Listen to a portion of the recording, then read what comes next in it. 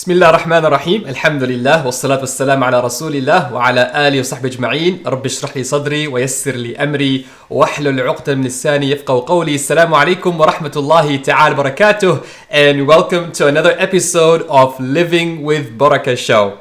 First of all, an advanced Ramadan Mubarak to all of you. Inshallah ta'ala, all of you are excited and looking forward to the upcoming Ramadan. May Allah subhanahu wa ta'ala give us the life and the health to make the most of Ramadan and be sincerely for him, inshallah ta'ala.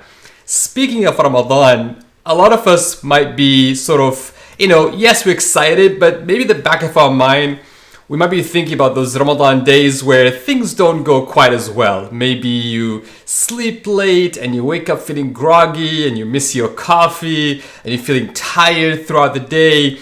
And, maybe your fitness routine is out of the window, you don't exercise as much, and you just don't feel like your physical well-being is right there. And that's why in today's live stream, I'm excited to invite my good friend, Brother Richard Jordan, who has been my personal health coach and somebody who has actually transformed not only my life, but also my parents' life. He worked with my parents as well and others maybe around the world. Richard, salam alaikum. Wa alaikum salam wa rahmatullahi wa barakatuh. How are you, brother? Alhamdulillah, Jazakallah khair for joining us and really looking forward to this discussion. Jazakallah khair. So, just for the introduction, Richard is a certified health and wellness consultant. He has over 15 years experience in consultative holistic health and corporate wellness practices in the United States and Saudi Arabia.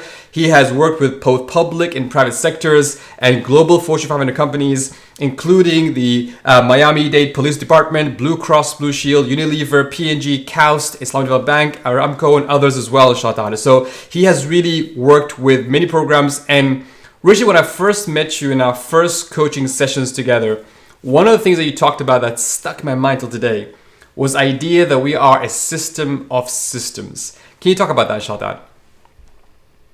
Yeah, sure. So let me talk first about how we tend to compartmentalize our biological system. So in modern times, people tend to isolate systems or body parts whenever they have an ailment or an illness, or even when they want to optimize their health. But really, the evidence is overwhelming that the holistic evidence is overwhelming that we are a system of systems. So many biological systems working as one on feedback loops. So it's sort of it's a cybernetic system, if you will. So we have, we've got our musculoskeletal system, our digestive system, our cardiorespiratory system, our endocrine system, etc. And all of them are communicating with each other and working with each other in unison in a very beautiful way. And in order to achieve optimal health, our lifestyle we should try to work on. And it's always a work in progress. You never really arrive to the finish line, but we need to try to work on optimizing all of them through lifestyle practices that, and I'm sure as we're going to go into today, are found within the Islamic tradition in the holistic lifestyle protocols that we find in the Quran and the Sunnah. Love that. And for me, again, it's I mean, let's be honest, a lot of times we don't think that much about nutrition, fitness, and sleep. All those three things go out of the window in Ramadan, right? You know the feeling, right? You got iftar, suhoor, and then get late nights. And then fitness, what fitness, man? Dude, I'm fasting. What do you mean fitness? So why is it important to talk about peak performance? Why is it important? Because one of the, I see misconceptions sometimes people think that, okay, Ramadan is like a wellness and health program versus its purpose of being for ibadah. But at the same time, when you see it's ibadah does not mean not taking care of your fitness, nutrition, and sleep. So how do you reconcile this notion about the importance of fitness and sleep, nutrition, despite Ramadan being the month of ibadah, month of worship? Yeah, great question. So I will say that when you fast, it is a stressor. So fasting is a beneficial stressor. It's a hormetic stressor that we ultimately, whether you're fasting for spiritual purposes or not, if people who fast for other purposes, it's a stressor on the body. So obviously, we are doing this to get closer to Allah. We're doing this because we've been commanded to do it, and the spiritual side of this is ultimately what we're trying to optimize. But since it's a stressor, fasting can be somewhat detrimental to our health if the vast majority of our lifestyle practices are, let's say, inflammatory, right? So if we have an inflammatory diet or inadequate movement, we're a sedentary person, or we have poor sleep hygiene habits, unmitigated stress, just chronic stress that we're not really resolving. And let's say you have all those factors, which a lot of people do. And then you fast on top of that and don't try to address those factors, then it actually can make you feel worse, and it can actually compromise your health.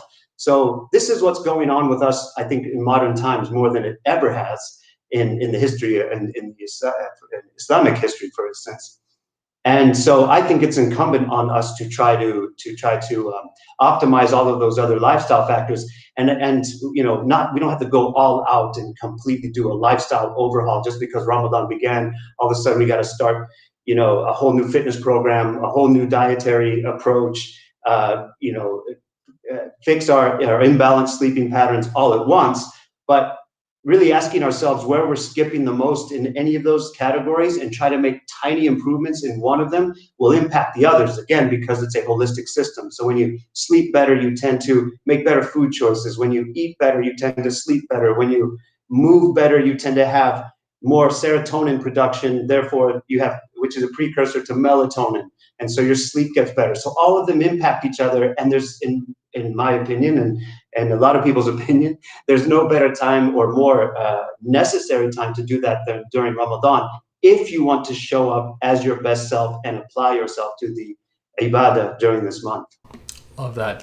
And again, one thing you said, which is very important to highlight, because some might turn around and say, Hamad, okay, what's all this nutrition, sleep, fitness? We talk about, the time of the Prophet ﷺ, the olden times, they just fasted, they just prayed. Look, what is it about the modern times that makes us almost have to consciously think about nutrition and sleep and fitness that may not have, that perhaps in the past was just the norm? Yeah, this is a huge subject. I frequently find myself talking to people about this. It's if you look at the lifestyle of the early Muslims, and if you look what's recommended to us in the Sunnah, for instance, you will see that the sleeping habits were going to sleep shortly after Salat al-Isha. You will see that they only ate enough to keep their back upright. You will see that the food was whole foods. Never mind what's the right diet for this person or that person, but they were eating a whole food diet, of course. You will see that they moved as a way of life, and one could say, oh, but that's because they didn't have cars. But I don't buy that argument. I think that the recommendation to teach your children to swim, ride horses, and shoot arrows or archery, I think is an indication that movement is promoted in the Islamic approach. And so all of these are just some of them. Without going too far into it, I think that we know that we've never been more sedentary as a race, as a species. It's not just about Muslims. The world is experiencing an incredible, I think it's the number 4 killer of mankind, according to the World Health Organization, sedentary lifestyle practices, or just sedentary living. And our food is highly refined these days, more than it ever has been. And due to a lot of lifestyle factors I just mentioned, as well as constant barrage of blue lights from our screens, for instance, our sleep patterns are all disrupted. So for that reason, we have never, as Muslims and as non-Muslims, we've never faced so many different angles of stressors as we're facing now.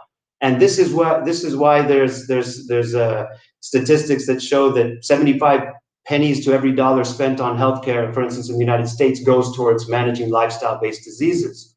So those kind of things is what we're facing as an ummah. And it's really I hope that answers your question. I understand. It's tough. No, it's a good point. It's like, the lifestyle challenge we're facing now is almost unprecedented, right? Think about the last 100 years, 20 years, some of the technology advances in society, how we get our food, how we sleep, how late we stay up, the screens. There's so many things introduced in the last 50 to 100 years that's just completely changed our perspective. And the challenge now, like you said, is how do you optimize for that based on that? And then when Ramadan comes, which is the month that you want to show up at your best, the month you want to be your best, your month you want to be, and almost get your body to such a state that it's able to give its best to Allah subhanahu wa ta'ala. You also have to be even more conscious about your nutrition, your fitness, and sleep beyond just what you normally do, so to speak. That makes sense. Yeah, yeah. If you also look at how many different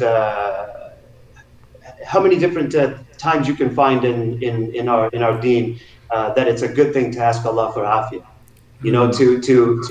And this is not just asking Allah for afiyah, for well-being, for health, and then going about poor lifestyle practices and hoping that it happens. We ask Allah for this, but just in the same way we have to tie the camel's feet and then rely on Allah. It goes the same way with our health. Like, we should be asking Allah for afiyah, but we should also be very proactive as the elevated nation that we are, the elevated brotherhood that we are as Muslims. We should be the best at this. And part of the Sunnah is many aspects of the Sunnah are these holistic lifestyle practices, so that we have well-being, so that we can show up as our best selves, so that we can apply ourselves to our ibadah and worship Allah and have a connection with Allah. Because I think that it's safe to say that very few people who don't feel good, right? People who wake up not feeling well and feel tired and sluggish and digestive stress and brain fog and all the things. These are just the basic things that most people deal with on way too much of a regular basis these days, cannot apply themselves to ibadah in the same way that somebody who's optimized can.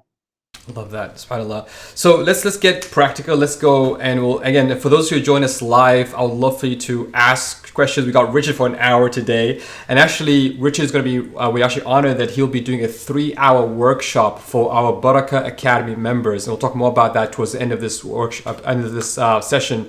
But he'll do a 3-hour workshop going much more detail. But for this session right now, we'll just touch on nutrition, fitness, and sleep, and some practical tips you can get for Ramadan, inshallah. So let's start with nutrition. So, Richard, you know the drill, right? It's Ramadan. People are, you live in Saudi right now, you know how it gets, Ramadan shopping, the carts are full, everyone's loading up, the Ramadan amazing, delicious sweets and food and dishes that we all wait all year round to have in Ramadan. It's part of the Muslim Ramadan experiences to indulge yourself in iftar. Like, how do we tackle that, number one? And then before we go into what to actually eat, what not to eat. So maybe just the cultural excitement of Ramadan which manifests itself in the food that comes out. Yeah. And to be honest, I love it. And I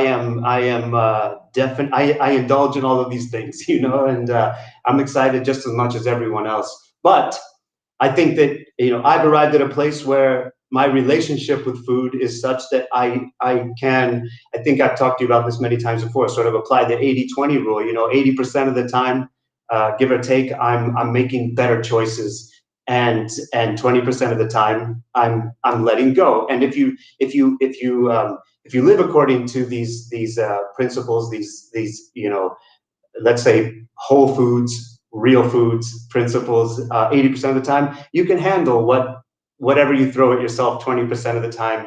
But if it's the other way around, which it often tends to be the other way around, then of course there are consequences, and you create illness, basically. If 80% of your food is refined food, or let's say high glycemic food, you know what I mean? Like you end up having consequences. So I don't want to get too much into the details. There's no one size fits all answer to these nutrition questions. So in the workshop, I'm certainly going to dive a lot deeper into this. But most importantly, is when it comes to this subject, is being able to listen and creating that awareness. I think the first step to the right to the right nutrition program for anyone is greater levels of awareness and being able to listen to the signals that your body is sending you. Because if you're eating and you feel tired, sluggish, heartburn, indigestion, bloating, cramping, etc., after you eat, then that food wasn't good for you.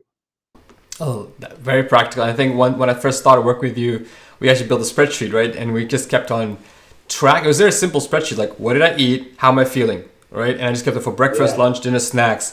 And just initially the first few days, like, okay, I'm not sure where this is going. But after like a week or two, we could see patterns like, oh, okay, interesting. When I have this food, this is what happens to me. When I have this type of food, this is what happens. And we were able to tweak our diet a little bit. I didn't change my diet overnight. I didn't like to go to some major diet, major sort of, go on some crazy diet. It was just small tweaks that you said, listen to your body, make those changes.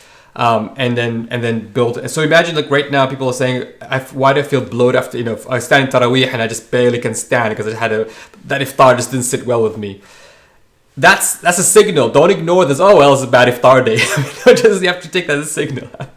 Yeah, absolutely. Absolutely. And I know exactly what that feels like. I think we all know exactly what that feels like. And it's going to happen probably. Especially if, we go to people's houses, we get invited. I'm never one to say refuse those invitations, and eating with your community it's paramount. It's one of the most important things in the world. But the 80% of the time part, back to that, we need to focus on what I said for 80% of the time. And then one of the things that I'm always curious, which is not going to happen tonight, but maybe in the workshop, I'd love to challenge people to think about better options or better ways to make their traditional foods, because there are better ways. You can still make your traditional food, but with how our predecessors used to make it. You know what I mean? Give me an So example. Give me an example of, I don't know, can you make biryani more healthy or samosa more healthy? Like, yeah, give me an example. For sure, the types of oils that it's cooked in. But you see, these are such controversial topics, because if I start saying to you, think about, or saying to somebody, think about the oldest relative you remember, right? Think about it. Do you remember a great grandmother, a great grandfather? Who do you remember that lived the longest in your family, right? And somebody say, oh yeah, my great grandmother. Yeah, I remember her. Yeah. What did she used to cook with? Ghee. What? And was she overweight? Did she have this chronic disease, this chronic disease, this chronic? No, she didn't. But this individual might think that ghee is bad for them. But is ghee bad for you? So I'm not saying it is or it isn't, but these are the types of things that people just firmly believe, that this food is bad for me, therefore I'm going to cook it in this oil. But I'm bloated and feel crampy and sluggish when I eat this oil, and I don't when I cook it with ghee. So I know this is a very oversimplified conversation that I'm having right now, but there are other aspects of one's lifestyle that cause certain biomarkers of illness to show up, rather than just eating semen or ghee. You know what I'm saying? So I don't know if that's the example you're looking for, but that's one example. I love that. And again, it's about just, like you said, thinking through. And sometimes we kind of fall back to, it's how things we always do. We always do things the same way. We don't make those changes. It's been, but if it's not making you feel good, right? And it's not helping you ultimately stand up for prayer and being your best version of yourself physically in front of Allah subhanahu wa ta'ala, then isn't it worth to make those sacrifices and to kind of try something else? And if you feel better, awesome. Alhamdulillah, you yourself will say, you know what? Actually, I do feel better when I cut down on this, or when I switch the oils, when I try this more wholesome food there. We got a couple of questions here for you, which I think are around nutrition. Let's see here. All right. So one is, both of them the same thing. One is about water. Any tips to deal with hydration? Also, Memes asked this question. Most of us struggle with dehydration due to fasting during working hours. What are best strategies to hydrate ourselves in advance? Yeah, so I would say that the problem is minerals. If you overhydrate, you can become sort of a mineral depleted. So this is a difficult question, because it's not only about the water you're drinking, it's also about the types of foods that you're eating. But I would say that, and also, is this person moving? Like maybe if this is an active person who's also doing some sort of exercise during the day, then the answer is going to be different than somebody who's not. So the water needs, right? So I don't know if you remember this, Mohammed, but I have a formula that I like to throw out at people, which is what I learned from my holistic health coaching certification, which is generally your body weight in kilograms multiplied by 0.033 gives you the liters that you should be consuming in a day.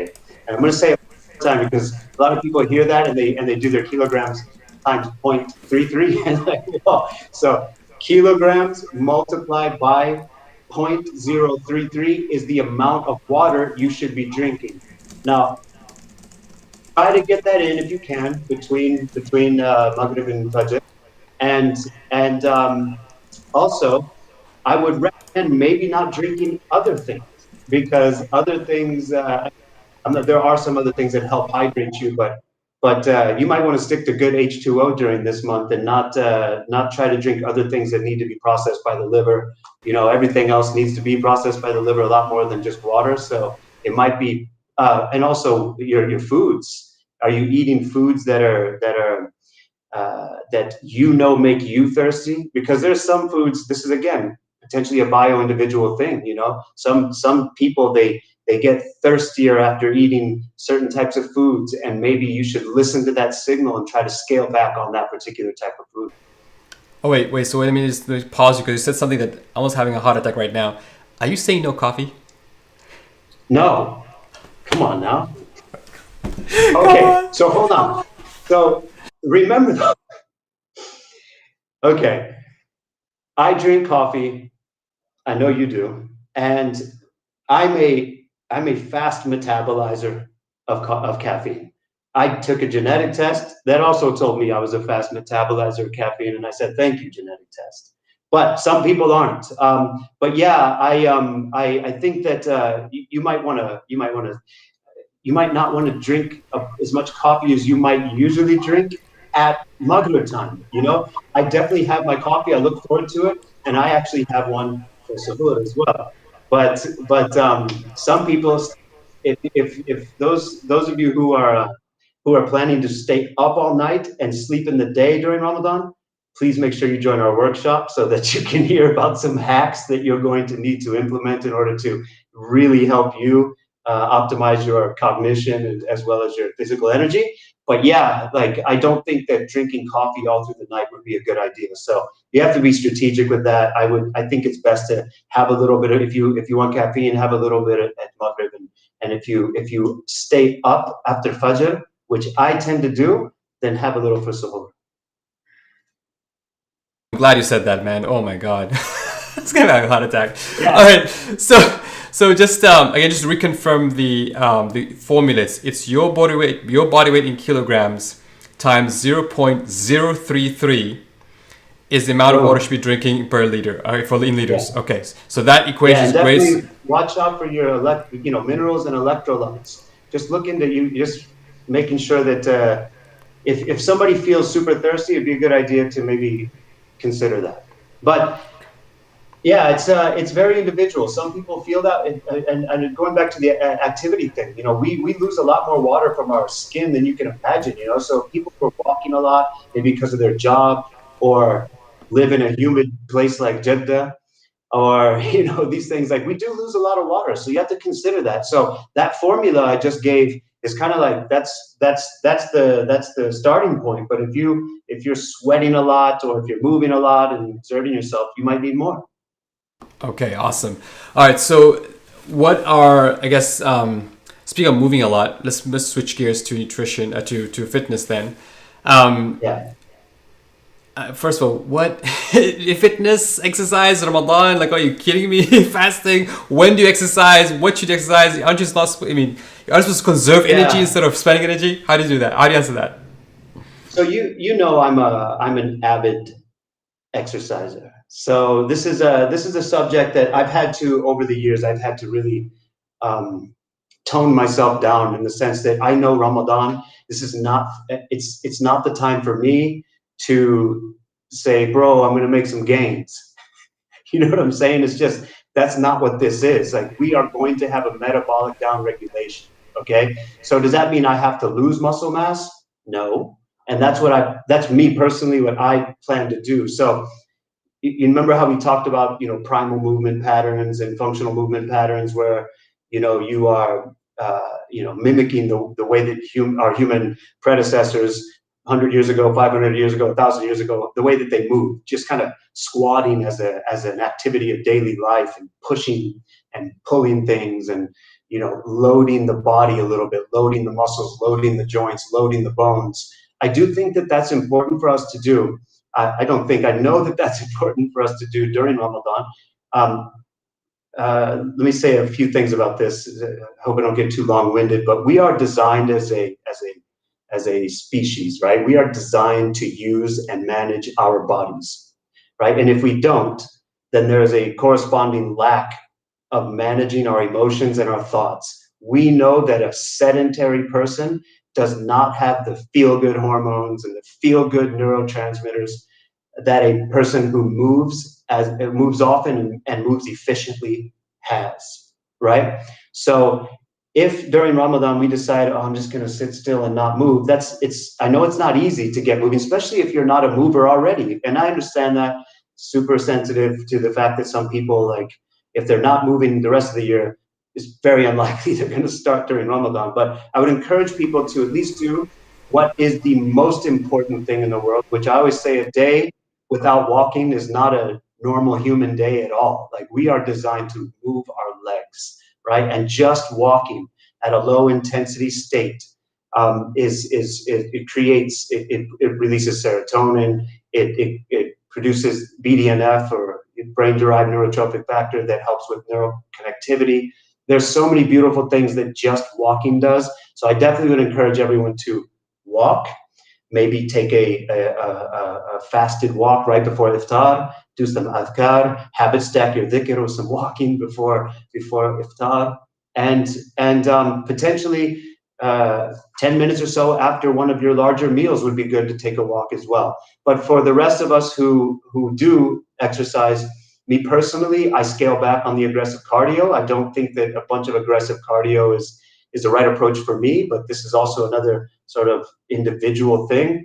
But definitely doing some slow, loaded movements, body weight even, body weight squats, some push-ups, doing some pulling work, grab a jug of water if you don't have weights at home, and if you're somewhere in the world where there's a lockdown or a curfew. And we're going to go through these things in the workshop also. I'm going to give a lot of people some great ideas on, and not only some ideas, but also general set ranges and rep ranges of things that you can do during Ramadan a few times a week on top of your walks, that will help you to not necessarily lose muscle, which is what you don't want, right? So maybe maintain your muscle mass, and at the same time, maybe let go of some body fat, right? So I know that's not the purpose of the month, but it can be done, and we will feel better, we will digest better, and we will sleep better if we move throughout this month. Love that. Love that. I mean, one thing I've started doing last year, first I thought I'd be nervous about it, like taking walks after Fajr, and I thought, oh my God, I might get thirsty the rest of the day. But honestly, it was, like I said, low intensity, just a walk, not running, not jogging, wasn't too bad. And one thing I saw on your Instagram, which I love, and I'll put Richard's Instagram in the chat, is you have the saved by the adhan workout routine, which I love. So it's almost like what's that about? Why before? I mean, okay, not every day you might want to spend some days, sometimes in dua, and then you can do saved by the adhan. But what is that about? Like, why? And you said there's some health benefits of you kind of like activating that weight just before iftar. Okay, so great question, and this is one of the hacks. So what I was doing in that video, I think I actually timed the adhan wrong, and I went a little bit longer than I had intended. But like 2 minutes of some fairly aggressive, high intensity work, right? Just 2 minutes has been shown to be enough to help to make us a little bit more insulin sensitive prior to eating. So that's all I was doing, just kind of right at the end of a fast, because this is an important thing to also understand. A lot of people have been asking me, is it okay if we work out in the morning or should we do it right before iftar? In general, fasted workouts happen when we get more benefits when we do them at the end of a fast. So for instance, people who do it the rest of the year, when it's not Ramadan, right? We sleep through the night, we're fasted. We wake up in the morning and we're in a state of glycogen depletion, right? So we have glycogen depletion, and then we do some low intensity work, or maybe some people do some more high intensity work. But either way, this has a lot of benefits to it, such as fat oxidation is greater at that time, as well as insulin sensitivity. So we make ourselves more insulin sensitive. So I'm recommending that you try to get in your workout at the end of the fast, just like you saw on that Instagram. And what I do is something relatively intense. That was a very heavy kettlebell, and I did 2 minutes or more of some really intense work prior to eating, which helps to, as I said, increase insulin sensitivity prior to a meal, whether it's high glycemic or not, you know. I love that. I love that. Check it out. So check out. I put in the chat Richard's Instagram. It's called Saved by the Adhan. That's called the workout. Pretty cool and pretty useful. That's something I'm looking forward to trying that as well. One thing that I guess, and then again, and for those who are just joining us, we're talking to Richard Jordan, who is a health and wellness consultant. He'll be doing a 3-hour detailed workshop on how to eat, how to move, and how to sleep this Sunday for Baraka Academy members. If you'd like to become a Baraka Academy member, check out buttercatacademy.com. Everything you mentioned so far, I love the way when you explain something, is like you explain the knock-on effect, right? It's like you work out before iftar because that will impact how you digest your food when you iftar, which has impact later on how you get up for tarawih, which impacts how you sleep. And it's again back to the system of systems idea. It's not being these silos. I need to work out and lose some weight. I need to do this. And also again to remind of everybody, we're not turning Ramadan into a health and wellness program. We're saying we want to optimize your body for the sake of worship, to reach that level. Because otherwise, if you're always tired, if you're always bloated, you know the feeling. You stand in tarawih, you can't focus because your stomach is bloated and you have gas problems. Or you're sitting, you're trying to wake up for tahajjud fajr, but you're just too tired. You haven't slept properly. You haven't done your sleep sleep hygiene properly. So it's about optimizing our health for that purpose. So think of it from that perspective. Think about all these tips, whether it's nutrition or hydration or fitness, from the perspective, this is helping me become a better version of myself in Ramadan. I'm going through questions here. Some of the question we kind of missed out was, what food do you recommend for suhoor? And again, just for general speaking. Yeah, so I'm going to, as you just said, general. I'm going to, the disclaimer is this is going to be a one size fits all message, which I don't normally believe in, right? So, I do think that in the morning time, healthy humans have a natural cortisol cycle, which is our stress hormone. Our natural cortisol cycle should be that we start around dawn. Generally, we start to have a rise, and then it peaks mid-morning, and then it starts to taper off, and our melatonin cycle rises later in the day. So this cycle of cortisol and melatonin in healthy humans is as such. There's evidence that shows that eating high levels of high glycemic foods or carbohydrates that spike your blood sugar too much in the morning while you have a high cortisol, your cortisol cycle rising, can cause inflammation in the body. I'm always talking about inflammation. So, but what we don't want is that to happen. So I recommend for breakfast, for sahur, I recommend people try to eat healthy amounts of protein and healthy fats. Before talking about what examples of that are, the reason why you want proteins and fats, and I know we can also talk about the sunnah about having at least dates or even just water, but if you want to be satiated, if that's your goal and you want to be satiated, proteins and fats are more satiating than carbohydrates. I'm not anti-carbs, I eat carbs, but at that time, it would be better to eat proteins and healthy fats. Now,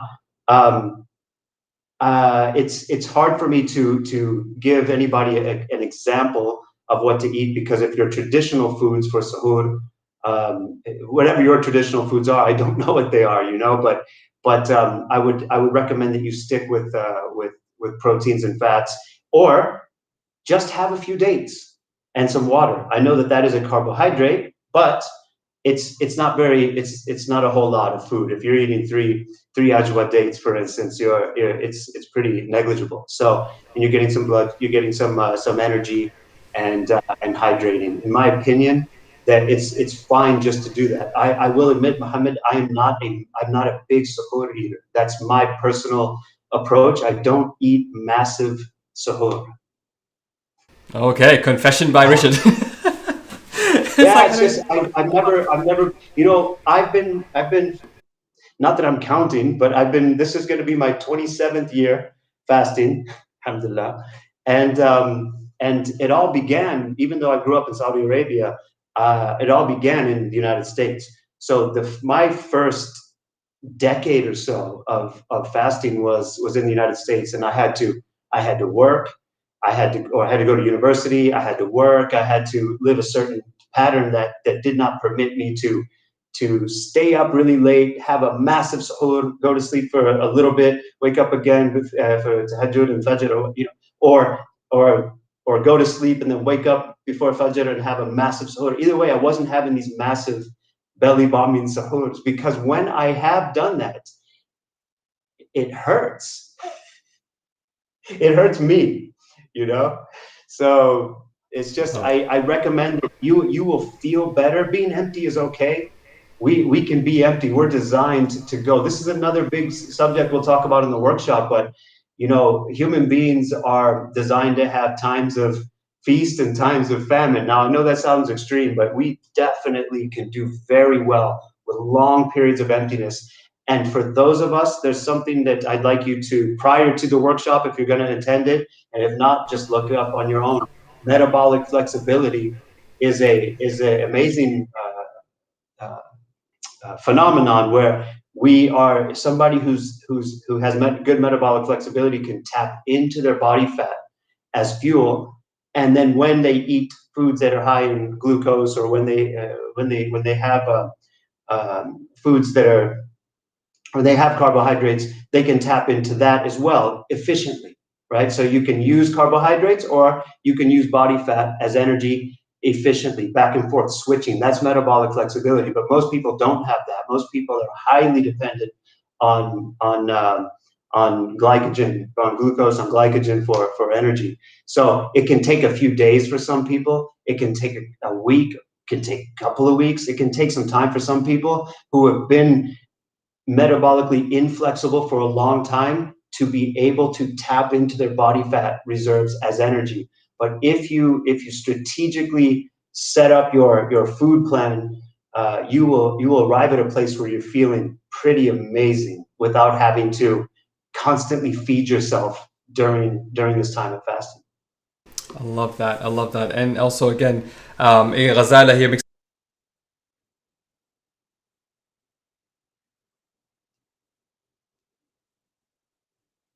I can't hear you, Mohammed. Whoops, sorry. I was muted. I was saying Ghazala has a great point here. This text about how the prophets, this is how the prophets lived and people of the past lived, right? They weren't eating those three meals a day every single day. There was a period of famine, period of period of feast as well. Eating less definitely helps spiritual heights, right? And that's why fasting, when we fast, we feel more spiritual versus when we overdo it with fasting. Let us switch gears to talk about the famous topic, or the topic that everyone kind of dreads talking about, and that is sleep in Ramadan. My favorite. My favorite topic. Okay, it's because everyone has a story about sleep in Ramadan, where they're sleeping late, where they're waking up groggy, where they're missing suhoor. So first of all, how do you frame the sleeping question? Before we get into tips and techniques, how do you kind of frame the sleeping, I call it challenge, or sleeping, the Muslim sleeping dilemma in Ramadan? I'm not sure I understand your question. I mean, how should we start thinking about sleep? Because I feel like as a community, we feel like there's a dilemma. The dilemma is this: I either have to sacrifice my sleep and therefore feel groggy and tired the rest of the day, or not sleep, or sleep, but then sacrifice my spiritual development. Does the Hajj, Taraweeh, and Yeah. prayers, and spend. So I call it the Muslim dilemma. Like how do you Yeah. reconcile that, and how do you optimize sleep where you can get both the worship part as well as the sleep part? Yeah, it's very challenging because even when it's not Ramadan, right? So I remember earlier I was talking about, we know that the Prophet alayhi salatu wasalam, used to he recommended not speaking after Salat al-Isha, and we can assume he was probably going to sleep shortly thereafter, right? So this is pretty early on, but that was human patterns prior to the advent of electricity, which is not that long ago. So and we know from, I believe in our tradition, if not in many ancient traditions, as well as modern sleep sciences, that early night sleep, like sleep prior to midnight, is so much more beneficial, or so, let's say, so much higher quality when it comes to sleep cycles than sleep after midnight, right? Now, I know that that's not, there's some inaccuracies there, because you could say that REM sleep is better in the later part of the night, but deep sleep, where we are physiologically repaired, is much better earlier on the night from a circadian rhythm standpoint. So mashallah, I love that, we as Muslims, we try to do these ibadah things at nighttime, that we gain so much benefits from, but we don't also try to do the lifestyle things that coincide with it that would make it easier. So it's super challenging, like going to bed after Taraweeh, like halas, it's time to go to bed, right? It's not time to watch. I mean, I know people are going to be like, oh, come on, this guy's no fun, but it's not time to watch Netflix. It's not time to watch Ramadan shows at that time after Taraweeh, and it's time to get some rest, because we are going to have less sleep. We're going to have less sleep during Ramadan. So how can you optimize the quality of the sleep cycles when you're going to have less quantity? And that is possible, but it has to be done by, if you prioritize this, and if that's important to you, then you're going to have to say, for this month, I'm not going to chat on social media. I'm not going to talk to my friends. I'm not going to stay up late drinking caffeine under a bunch of artificial lights. I'm not going to watch that show. I'm going to prioritize my sleep, because a few sleep cycles in a short amount of time will allow me to wake up for night vigil, and allow me to wake up on time and have enough energy. And maybe, inshallah, if your work schedule permits, maybe you can get a qaylula, but which is definitely beneficial. But if not, I really, yeah, I don't know, Mohammed. I think that's one thing, that's my answer to the question, is that we need to prioritize a little bit of early night sleep. And I'm all into things like blue light blocking glasses. So for Oh yeah, those who are going to do Can't, all the things I just said not to try to do, find mine. yeah, Where's where my? are they? Where are I, I can't find them. oh, My kids are wearing them now. do you want me to grab mine? I could show them. I think so. Yeah, I guess it's that is actually the point there where, just to answer again to this point, is, but it's not about you recognizing you're going to have less quantity of sleep, how to optimize the quality of sleep, and that requires conscious effort, conscious sacrifices. Like you said, after Isha, I know you want to hang out with your buddies, I know you want to chat on social media, I know you want to watch those Ramadan shows, but you know what? Again, if you want to show up the best version of Allah subhanahu wa ta'ala, if you want to wake up for tahajjud, if you want to wake up for fajr, if you want to be, then you will need to make those sacrifices, optimize the sleep, instead of suffering through the night and then blaming Ramadan. This is what gets me. Sometimes you kind of end up blaming, oh, Ramadan, yeah, I can't sleep. And then next day you show up to work, oh, it's Ramadan, so I'm so groggy and tired. Because actually, you are not optimizing for your health. That makes sense. Yeah, this is a month of sacrifice. In we have the opportunity. Well, we have the challenge, I should say. But caveat before that, or disclaimer, or whatever the right word is. There's a lot of evidence that shows that one of the greatest contributing factors, if not the greatest contributing factor, to a human being's well-being is a sense of development and transformation over time, right? And that can mean so many things to so many people. But when it comes to the holistic health paradigm, all these things we're talking about, optimizing sleep, improving your relationship with food, becoming a more efficient, frequent mover, making movement part of your identity, and ultimately, and most importantly, strengthening your connection with Allah and being better at your ibadah, right? All of these things are always going to be there for us to work on. That's the great news. To me, it's fantastic news. We can constantly wake up every day and say all those things that I just mentioned. Am I better than I was yesterday? Am I better this week than last week? This month than last month? This year than last year?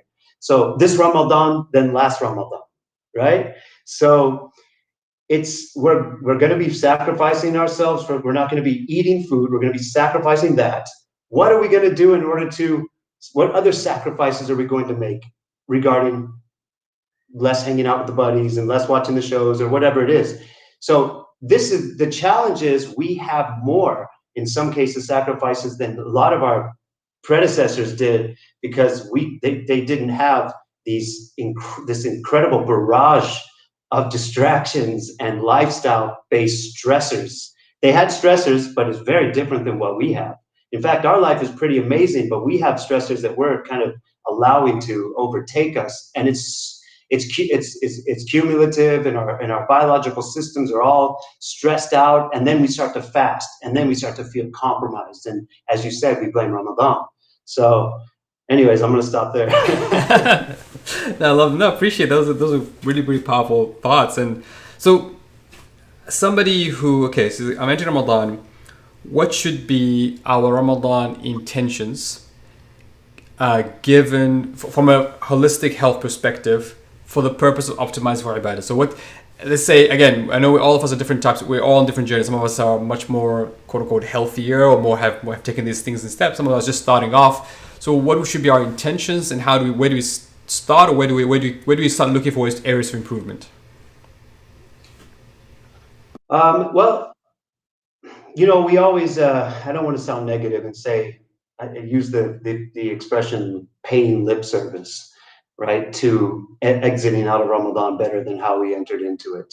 We hear that a lot, and we say that a lot to ourselves about our deen. And that's a beautiful thing. And some of us achieve that, some of us don't. And then it's a work in progress. We're always trying harder, inshallah. But I would say that this year, maybe we'll do better coming out of Ramadan than we entered into it, if we also prioritize these routines, but remembering that these routines that we continue to stumble on as part of modern holistic health sciences are paralleled, or they parallel what you find in the Quran and the Sunnah. So it is ibadah to consciously make the intention to, with awareness and with meaning, like finding purpose and meaning in emulating those things, because those things are more important than I think we've ever imagined. Like all these little things, like eat 1/3, drink 1/3, and save 1/3 for your breath, and enough morsels to keep your back upright, and the Prophet ﷺ said that he feared that mankind would waste two things: their health and their free time. Think about all these things and make the intention to really to consider that these are more applicable maybe now than they ever were, because the chronic illnesses we're facing now are kind of different. They a lot of them just showed up on the scene 100 years ago in the abundance that they've shown up. And I don't know about everybody, but I frequently tell myself that I'm certain that Allah wants me to feel good. This is with certainty. I believe that, and so make the intention to feel better. Make the intention to feel better, because Allah has asked you, or told you, the Prophet has told you, to ask for afiyah, ask Allah for afiyah. Make the intention to ask for that, and then take a step, develop yourself, transform yourself, and become a better, healthier version of yourself. And keeping in mind also that Allah has given so much health to us. It's inside us, and through these lifestyle practices, we can unleash it and let it thrive. I hope that answers your question. It wasn't too That long-winded. was a beautiful, beautiful answer. Thank you. It was very, very inspiring. I mean, just make the intention feel better. I mean, that's just beautiful. And once you make the intentions about say, okay, what are the practical steps I need to make to and knowledge I need to learn. We're all learning. I mean, honestly, like when I'm sharing this with everybody. Like when I started work with you months ago, I thought I was a healthy person, right? I thought, okay, generally speaking, I exercise a little bit, I eat lean, I eat healthy-ish kind of thing. And it's by making once we start working together and really help me those tweaks, those small tweaks, small lives, they made a huge difference. And again, I want to thank Allah subhanahu wa ta'ala for sending me you to me, and also and thank you for those guidances, those practical steps. It wasn't a massive lifestyle change. It was small steps that made a huge difference. And this is what we want to share, inshallah, with everybody. We have we have Sunday with 3-hour workshop with Richard Jordan. I'm going to play a video where Richard Jordan talks more about this workshop, and then I'll come back and ask him about what exactly is this workshop and how to help you live that. So let's listen to Richard tell us about this workshop, inshallah. Assalamu alaikum. I hope you are all well. And speaking of well, I would like us to all take a quick deep dive into ourselves and do a wellness inventory of sorts by asking ourselves the following questions. Do I feel vibrant and full of energy most of the time? Do I have a fairly healthy and balanced lifestyle? Am I satisfied with my current weight, body composition, appearance, and posture? Am I experiencing an ongoing discomfort of a chronic illness or maybe more than one chronic illness? Do I believe that as we age, we can easily maintain our health and well-being? Whatever your answers are to these questions are very much linked to our health status and our quality of life, as well as our performance in life. My name is Richard Jordan, and I am a health and wellness consultant. I work with individuals and corporations on health and life performance optimization programs so that we can show up more optimized and show up as our best selves.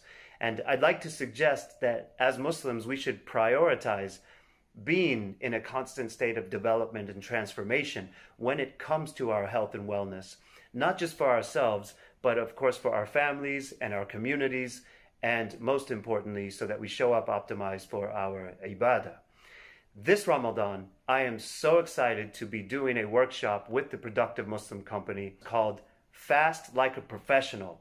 So join us because together we are going to explore easy to implement lifestyle strategies and hacks along the lines of nutrition, movement, sleep quality optimization, and more. So I really hope you take part in this because we are going to use Ramadan for the holistic pillars that I just mentioned so that we can exit Ramadan better than how we came into Ramadan, inshallah. So I really hope to see you there because it's going to be very fun, inshallah. We're going to have a good time and we're going to do it as a community. And I really look forward to seeing all of you there, inshallah. Assalamu alaikum. Awesome. Jazakallah khair, and Jazakallah khair, Richard. So Richard, I guess again, we're gonna have this workshop, inshallah ta'ala, this Sunday, 10 o'clock Central Time. You can go to Buttercatkin.com and you can learn more about the workshop. Just to explain, what will you cover deeper with, and how will you cover it? Will this be like 3-hour lectures, or will this be overwhelming for people to take on board? Like, how will you do this so it's actually gonna help people? Yeah, no, I definitely will start off with a little bit of the mindset, to try to help people to kind of dig into finding their purpose or their why. A few exercises to find your why behind why you would want to do this. Now, obviously, the obvious answer would say it's because it's for our worship of Allah. It's so we can improve our connection with Allah, which is what we were created for, to worship Allah. And I hope that's the case, but there can be more than one answer. It also could be to be a good role model to your kids, a better spouse. It could be for your sports specific goals. There are a lot of reasons, but I really want us to dig deep into the purpose, the meaning, the why behind what's going to motivate us to go through such changes. And then we're going to have a little bit of fun with nutrition and talk about what, really define what whole foods are, because a lot of people think that they know what whole foods are, but it's a lot. It's simple, but it's a lot more complicated than maybe what most of us realize. And trying to, as I said, make better choices 80% of the time. I give some recommended recipes and things like that, but more so, how can you take your traditional foods, the things that you want to eat, whatever it is you normally want to eat, and make them better, and also how you might mitigate cravings and things like that that you're working on, and for whatever the reason you have those cravings are. So that, I know it sounds like a lot, but the nutrition part's the most complicated part. It's a very challenging subject for most people these days. The movement and the sleep part is going to be easy. I am going to get down into business and have people move with me a little bit. We're going to do some mobility work. I want people to learn some easy to implement daily mobility exercises, just like a cat, right? You're going to be like cats. You're going to get up and you're going to mobilize yourself every day, whether you work out or not, just like you brush your teeth, just like you prioritize your dental hygiene. We're gonna help you to prioritize the health of your joints, your muscles, your tendons, your ligaments, and so on, right? And you'll if you're suffering from back pain and things like that, you might find relief. I'm not saying you will 100%, but a lot of people do. And of course, some other fitness protocols are going to be recommended and demonstrated to use during Ramadan. Quick, easy, quick and somewhat easy, and but effective, and also strategic times regarding when to do them around your eating times and for what specific goals. If it's like you're trying to do this versus trying to do that. Now, sleep, the foundation of health, the free medicine that Allah gave us. That subject is going to be. I'm going to focus on it by explaining a little bit more about the importance and kind of letting everybody understand how it impacts our immune system, how it impacts our metabolism, how it impacts our brain, our cognition. And then I've got a great list of sleep hygiene action items that we're going to kind of go through, and people can really find which ones they're ready, willing, and able to do based on their lifestyle and based on their circumstances. And you don't have to do all of them, but if you really pick a couple of them, your life will change most likely quicker than you think, inshallah. So that's going to be the material, and I am going to try to do as much interaction and application of the principles as possible. Awesome. And I'd like to open up, anyways, any questions about the workshop. But one question might pop into someone's head is this for young people, for old people? Like, what age will this be? What age grade would you recommend this for? No, it's for everyone. I encourage everyone to be there. I wish families could watch it together. I've done a lot of family type presentations and seminars in my time, and I really love when families hear this as a message together, But definitely, youth all the way up to our elders. MashaAllah. And this will be 3 hours on Sunday. It's like 10 Central Time. In case you missed the live workshop, the recording plus the slides will be uploaded within 48 hours after the workshop goes live. So if you can't attend the time because time doesn't work out for you, I'm hoping that you actually do sign up and still. And also, again, for those of you who are for the first time hearing about us, we are part of Buttercatkin Muslim Company. We have the Buttercatkin Academy, which is our community of professionals, Muslim professionals mainly, who sign up to learn things. It's lots of courses for Ramadan. We're running 3 workshops. Last week we ran a workshop on how to pray like a professional, which was Iqbal Nasim, and those who attend the workshop found it extremely beneficial to kind of, again, improve the quality of the salah. This Sunday, we have a workshop with Richard Jordan on health and wellness, which again is, for me, it'd be really exciting and very practical. And you'll see, inshallah, you'll see the benefit of learning these life skills, not only during Ramadan, but also beyond Ramadan. And as one thing I like about Richard's style of teaching and coaching is that he makes you make small changes. Like when he worked with me, he didn't just take to the nth degree from day one. He made small changes. By the time I look back, like, whoa, all those changes actually happened over time. So even though you might feel like, oh, there's a lot here, but the small changes will be very powerful. And finally, we have a 3rd workshop called How to Give Like a Professional with Sheikh Joe Bradford on charities and giving, which will be another powerful thing. We'll have a live stream about it next week as well on Friday. So if you would like to be part of Buttercatkin Academy and get access to, let's see if I can get to the slides here. Let me see. So if you want to become a member today, you get access to Ramadan prep workshops. We have on-demand courses. We have a book club in Ramadan, a book club for a whole year.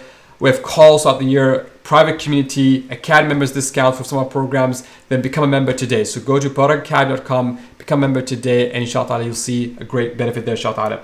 Richard, any final words of advice from an optimization health perspective for Ramadan that you say, you know what, if you get nothing else from this workshop, from this live stream, the one thing that you'd like people to take from with them, inshallah?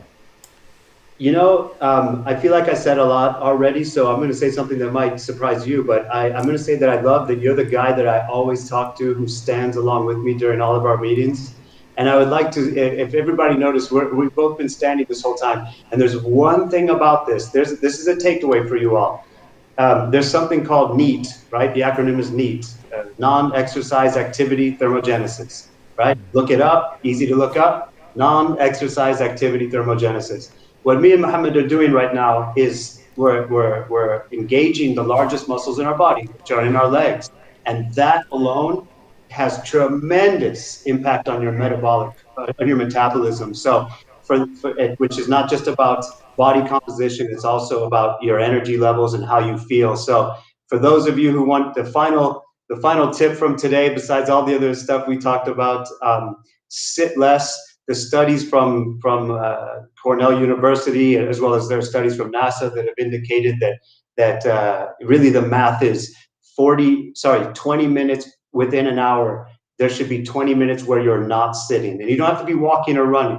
Just standing up engages or activates those muscles, and if you don't do that, it's the opposite. You run the risk of going into fat storage. You also run the risk of having sustained poor posture, which causes back pain and neck pain, etc. So stand more, you guys. Love it. I mean, that was a good one. I never thought that was coming. Like, damn, that's a good one. Mashallah, alhamdulillah. And definitely, I've seen the benefit from standing. I mean, I've been working standing for almost 5 years now, and it's been a huge benefit. It's simple, subtle, but a huge difference. Again, don't stand all the time, but you can stand and sit. But it's really been helpful. Richard, thank you so much. Jazakallah khair. Really appreciate you. It's been wonderful. I mean, just this 1 hour has been extremely packed and really useful and really beneficial. And again, for those who want to go a step further, highly recommend to sign up for this workshop, and plus get other workshops we are preparing for Buttercat members this Ramadan. So go to buttercat.com and sign up today. I really look forward to seeing you all. Barakallah feekum. And for those of you who first time come to Buttercat Muslim, again, please do subscribe to our YouTube channel. We tend to run these live streams every week or so, every 10 days, 2 weeks, or a week or so, inshallah. So please subscribe to the YouTube channel or Facebook page and learn more. Jazakumullah khair. I wish you all a happy and blessed Ramadan. Subhanakallah bihamdik. Ashhadu an la ilaha illa ant astaghfiruka wa atubu ilayk. Assalamu alaikum wa rahmatullahi ta'ala barakatuh.